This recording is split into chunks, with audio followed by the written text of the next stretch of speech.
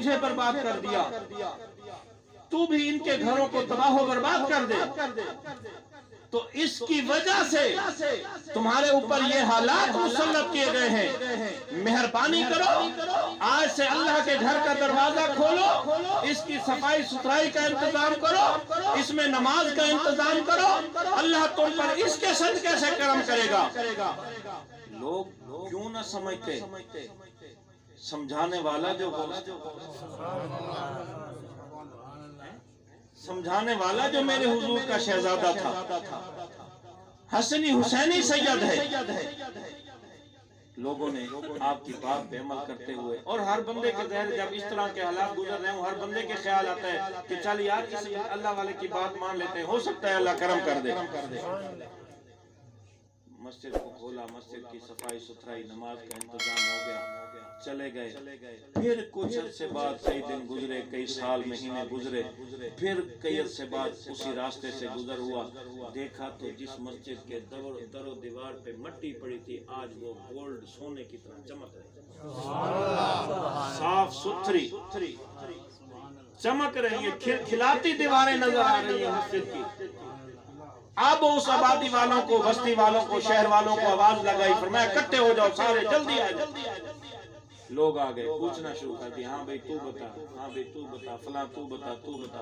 ہر بندہ کہہ حضور اب اللہ کا کرم ہے،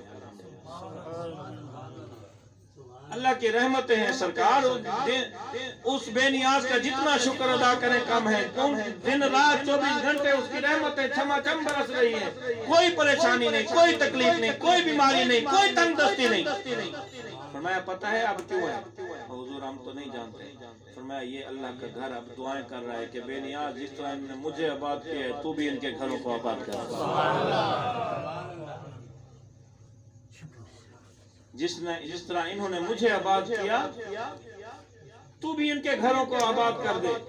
تو فرمایا اس کی دعاؤں سے آج تمہاری آبادی ہے، اس کی دعاؤں سے آج تمہاری رونقیں ہیں، اس کی دعاؤں سے آج تمہارے وارے نیارے ہیں۔ تو یارو میں یہی عرض کر رہا تھا، آج ضرورت اس بات کی ہے، سوچنا اس بات کو ہے، یہ امر اور طلب اور توجہ طلب ہے کہ ہم کہاں کھڑے ہیں، ہم نے اپنی مسجدوں کو کتنا آباد کیا، ہم نے اپنے مدارس کو کتنا آباد کیا ہے۔ آج بچہ سکول نہ جائے، ہم کھانا بند کر دیتے ہیں، ہم اس کے اخراجات بند کر دیتے ہیں، حتیٰ کہ معاملہ گھر میں لڑائی جھگڑے ڈانٹ ٹپٹ تک چلا جاتا ہے۔ ٹیوشن نہ جائے، ماں کو بھی پتا ہوتا ہے، باپ کو بھی پتا ہوتا ہے، لمحے لمحے کی پل پل کی خبر ہوتی ہے، لیکن بچہ اگر مدرسے میں سپارہ پڑھنے، قرآن پڑھنے نہیں گیا تو کسی کو کوئی نہ ماں نے پوچھا، نہ باپ نے پوچھا، اور کسی کو پرواہ تک، فکر تک نہیں ہوئی۔ تو دوستان محترم، ہم کہاں کھڑے؟ آج ضرورت ہے کہ اللہ والوں کی زندگیوں کو پڑھو، ان کی سیرتوں کو مطالعہ کرو، اور اپنی اولادوں کو انہی کے نقش قدم پر چلاؤ۔ دیکھو دنیا بھی سنور جائے گی، آخرت بھی سنور جائے گی۔ یا وہ مشہور واقعہ آپ نے سنا ہوگا، 10-12 سال کی عمر ہے، 10-12 سال کی عمر کا بچہ، کیا بچہ ہوتا ہے؟ 10-12 سال کی عمر ہے، اپنے علاقے کے اندر، اپنے شہر کے اندر، جیلان کے اندر سارے علوم و فنون حاصل کر لیے ہیں، فارغ ہو گئے، جو کچھ وہاں پڑھایا جاتا تھا پڑھ چکے ہیں۔ اب کر رہے ہیں بغداد کا سفر کہ بڑے بڑے علماء کے پاس جایا جائے، ان کی صحبت میں بیٹھا جائے اور بڑا علم، بڑے سے بڑی تعلیم حاصل کی جائے۔ جانے لگے، والدہ نے 30 درہم 40 درہم 40 دینار دے دیا، بیٹا تمہارے باپ کی وراثت میں یہ 80 درہم 80 اشرفیاں 80 دینار تھے، تم 2 بھائی ہو، 40 میں نے بڑے کو دے دی ہیں، 40 تیری ہیں، اب تو پڑھنے کے لیے، تعلیم حاصل کرنے کے لیے جا رہے۔ اب ظاہر ہے اس طرح کا آج کل کا ماحول تو تھا نہیں کہ میں آج پڑھنے آیا ہوں، صبح گاڑی پہ بیٹھوں گا تو گھنٹے میں علی پور پہنچ جاؤں گا، وہاں تو ظاہر ہے مہینوں کے سفر ہوا کرتے تھے۔ اب بیٹا تو تعلیم حاصل کرنے کے لیے جا رہا ہے, پتہ نہیں اب تیری میری ملاقات ہو یا نہ ہو, تو واپس آئے میں دنیا میں ہوں نہ ہوں, تو یہ تیرے باپ کی وراثت سے 40 درہم ہے, تیرے 40 روپے ہیں, 40 دینار ہیں, یہ اپنے ساتھ لے جا, یہ تیرے کام آئیں گے. کرتے میں سیدھی اور بیٹا تعلیم حاصل کرنے کے لیے جا رہا ہے. ماں نے یوں سمجھیے کہ اپنے مکتب علم سے, اپنی اس یونیورسٹی سے, اپنے اس تعلیم نصاب سے صرف ایک بات اپنے بیٹے کو پڑھائی, صرف کوئی لمبا چوڑا لیکچر نہیں کہ بچے کے ذہن میں ہی نہ رہے, صرف ایک بات پڑھائی, بیٹا تعلیم دین کی تعلیم حاصل کرنے کے لیے جا رہے ہو, یاد رکھنا تم واپس آؤ, ہو سکتا ہے میں ہوں نہ ہوں, میں مر جاؤں, ملاقات ہو یا نہ ہو, یاد رکھنا دین کی تعلیم حاصل کر کے جا رہے ہو. یہ ماں کی طرف سے پہلا سبق اور پہلی تربیت اور پہلی نصیحت سمجھ لینا کہ زندگی میں کبھی جھوٹ نہ بولنا, زندگی میں کبھی جھوٹ نہ بولنا, جان چلی جائے بے شک چلی جائے, جھوٹ نہیں بولنا. اب یہ 10 سے 12 سال کا بچہ ہے, آ رہا ہے, قافلہ لوٹ لیا جاتا ہے, ہر کسی کا زاد راہ جمع پونجی ساز و سامان, وہ غاصب ڈکیٹ ڈاکو لے لیتے ہیں, اس بچے کی تلاشی لیتے ہیں, ان کو کچھ نظر نہیں آتا. بچہ کون سا تھا, کوئی آج کا میرا اور آپ کا بچہ تو نہیں تھا نا, یہ تو مادر ذات تھی, یہ تو امام حسن حسین کا خون تھا نا. وہ دیکھتے ہیں, ان کو کچھ نظر نہیں آتا, پوچھتے ہیں ہاں بیٹے تیرے پاس کچھ ہے, فرمایا ہاں میرے پاس 40 دینار ہے. کہا ہمیں تو نہیں ملتے, ہاتھ مارا نکال کے رکھا. انہوں نے پوچھا بیٹے ڈکیٹی کا غصب کا معاملہ ہے, چھین لیے جائیں گے, پورا قافلہ لوٹ لیا گیا. اس انداز میں, اس ماحول میں تو یہ ہوتا ہے کہ اگر کچھ ہو بھی صحیح تو بندہ چھپانے کی کوشش کرتا ہے. تیرے پاس کچھ ملا نہیں اور تو نے نکال کے رکھ دیا, تجھے ڈر نہیں لگا, اور تیری ہے بھی ساری زندگی کی جمع پونجی, تیرے باپ کی وراثت ہے, پھر واپس آنے پہ باپ کی وراثت میں سے کچھ نہیں ملنا, ساری زندگی تو نے اسی پہ بسر کرنی ہے, تو تو نے نکال کے رکھ دیے, تجھے ڈر نہیں لگا کہ یہ تیرے پیسے چھین لیے جائیں گے, غصب کر لیے جائیں گے, ختم ہو جائیں گے. تو میں سارے حالات, سارے واقعات, سارے معاملات مد نظر تھے, سامنے تھے, سب کچھ دیکھ رہا تھا, لیکن جھوٹ کیسے بولتا. ماں نے کہا تھا کہ جھوٹ نہیں بولنا. 10-12 سال کا بچہ, ماں کہتی ہے بیٹے جھوٹ نہیں بولنا. ہم کہاں کھڑے, ہم اندر بیٹھے ہیں, باہر کوئی ملنے آتا ہے, بچے کو کہتے ہیں بیٹا جا کہہ دے بابا نہیں بیٹھے. ہم نے تو کچھ نہیں سمجھا, چھوٹی سی بات سمجھی نا, چھوٹا سا معاملہ, چھوٹی سی بات سمجھی, بھئی یار کیا ہو گیا, فلاں بندے سے نہیں ملنا تھا, بچے کو کہہ دیا جا بیٹے کہہ دے بابا نہیں بیٹھے. اللہ کے بندے ذرا کہتے ہوئے سوچا ہوتا, گریبان میں جھانکا ہوتا کہ جس کو آج تو خود کہہ رہا ہے بیٹا جا کے باہر جھوٹ بول کے آ, وہ کیا تعلیم حاصل, وہ کیا تربیت حاصل کرے گا. اور آج کے اس دور کے اندر جہاں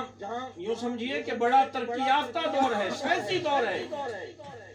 اور سوشل میڈیا کا دور ہے, بچے بلکہ الحمدللہ ہم سے زیادہ فاسٹ ہیں, زیادہ سمجھدار ہیں. اب بچہ یہ جب جوان ہوگا, سمجھدار ہوگا, اس پہ کیا اثر پڑے گا, یہ کیا تعلیم لے گا کہ بابا گھر بیٹھے ہوتے تھے اور کہتے تھے جا بیٹا کہہ دے میں نہیں بیٹھا. سامعین محترم, ضرورت اس بات کی ہے کہ اللہ والوں کی زندگیوں پر عمل کیا جائے, ان کی سیرتوں پر عمل کیا جائے, ان کے بتائے ہوئے راستوں پر اپنی نوجوان نسل کو چلایا جائے, تاکہ امت مسلمہ کا یہ جہان بھی بہتر ہو جائے اور اگلا جہان بھی خوبصورت ہو. تو سامعین محترم, مدارس اور مساجد کے حوالے سے گفتگو چل رہی تھی. آپ حضرات جانتے ہیں میں ابھی اوپر بیٹھا بھی یہی یہ میرے ساتھ دو تین دوست وہیں سے ہیں، میں ان کو یہی بتا رہا تھا ان کو کہ ہمارے عثمان غنی بھائی جنت میں جگہ بنا گئے، یقین مجذوب سا بندہ تھا، آپ نے دیکھا ہوگا، انتہائی، میں ان کو بتا رہا تھا انتہائی سادہ لو انسان تھا، سادی طبیعت کا بندہ تھا، یعنی اس کے بارے یہ بھی نہیں سوچا جا سکتا کہ وہ اتنا بڑا کارنامہ کر جائے گا، کہ وہ بندہ اپنا جنت میں گھر بنوا گیا کہ قاری صاحب میں تو جا رہا ہوں، یہ مرلہ ڈیڑھ مرلہ ہے، قرآن پڑھا جاتا رہے گا، میرے پاس قبر میں آواز ہے۔ تو سامعین محترم، یہ مدثر رحمۃ اللہ العالمین ابھی شاہ صاحب بھی بتا رہے تھے اس کی تاریخ کے حوالے سے 12 سال یا 17 سال جو ہمارے اشفاق بھائی نے بھی آپ کے سامنے اعلان کیا، تو 12 سال سے یا 17 سال سے میں تو اس کی وہی پوزیشن دیکھتا ہوں۔ دیکھیں علماء نے لکھا ہے، ایک جس طرح ہمارے ہاں الحمدللہ اللہ تعالیٰ نے شاہ صاحب کو ایک سبب بنایا، وسیلہ بنایا، اللہ تعالیٰ نے ان کو یوں سمجھیے کہ اس کار خیر کے لیے چن لیا کہ یہ بچوں کو دن رات بیٹھے قرآن پڑھا رہے ہیں۔ تو علماء نے لکھا ہے بھی وہاں بھی ایک بستی کے اندر، ایک شہر کے اندر، ایک آبادی کے اندر ایک ایسا نوجوان تھا جو اپنی تعلیم پوری کر کے، تعلیم حاصل کر کے ماشاءاللہ نعرہ تکبیر،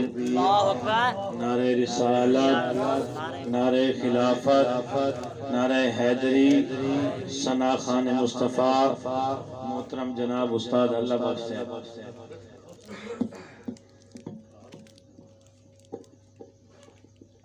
تو میں عرض کر رہا تھا آپ سے، میری تقریر الحمدللہ ختم ہو گئی، تو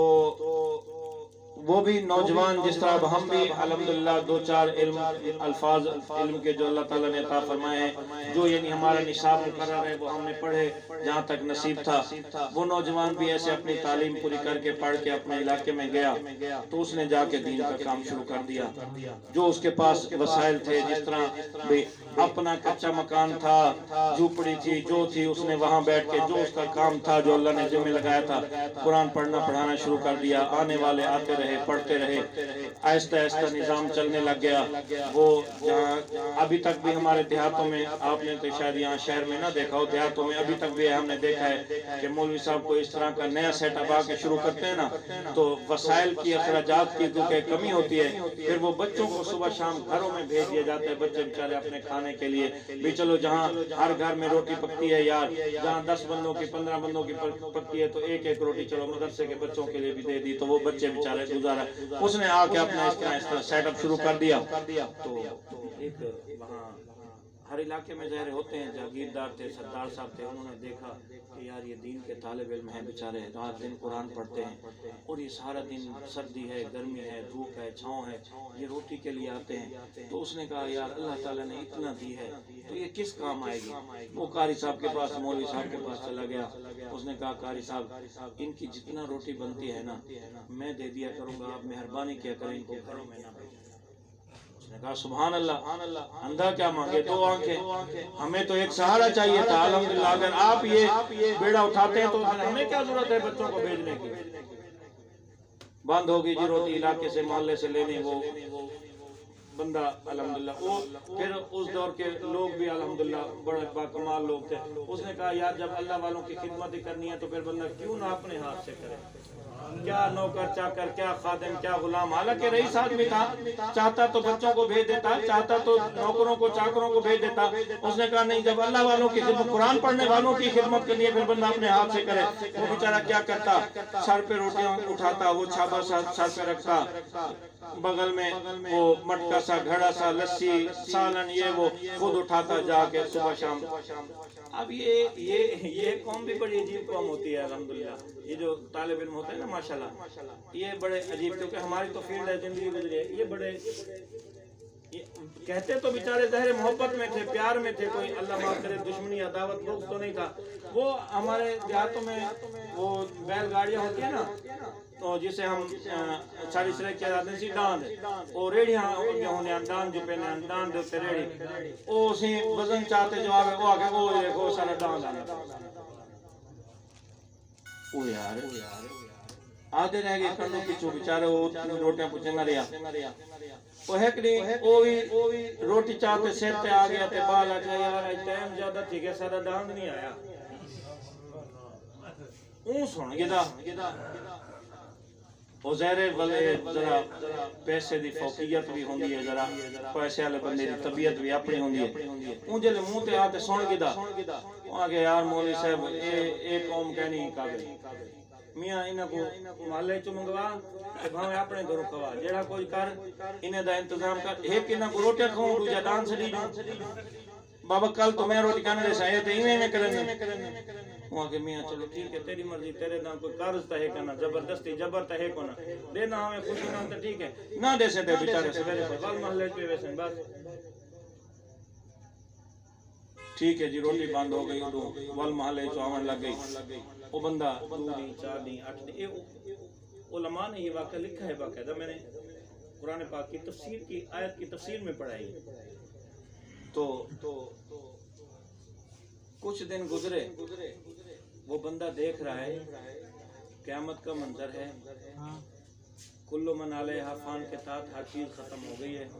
سارے لوگوں کو آدم علیہ السلام سے لے کر میرے نبی کی امت تک سب کو پل صراط سے گزارا جا رہا ہے کوئی اس طرح پل صراط کا منظر ہے آپ نے سنا ہوگا اللہ کریم ہم سب کو اپنی رحمتوں کا ساتھ عطا فرمائے فضل فرمائے کرم فرمائے ورنہ اگر دامن میں دیکھا جائے تو دامن میں کچھ نہیں ہے تو وہ دیکھ رہا ہے جی قیامت کا منظر ہے پل صراط سے گزارا جا رہا ہے کوئی بندہ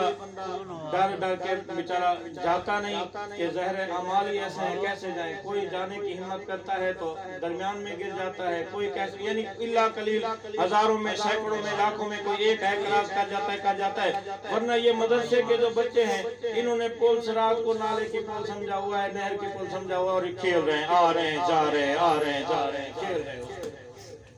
آ رہے ہیں جا رہے ہیں 2 چلے جاتے ہیں آگے 2 پیچھے رہ جاتے ہیں پھر ایک چلا جاتا ہے پھر وہ واپس آتا ہے پھر وہ دوسروں کو لے جاتا ہے چلتے چلتے اس نے خواب کے اندر نیند کے اندر دیکھ رہا ہے یہ بچے جا رہے ہیں 2-3 آگے پیچھے میں کھڑا ہوں میری ٹانگیں کانپ رہی ہیں اب کیسے جاؤں کیا کروں جب تک وہ بچے جو آگے گزرتے ہیں وہ کراس کر کے او یار رکو سر ڈاؤن پیچھے کھڑے کوئی گر نہیں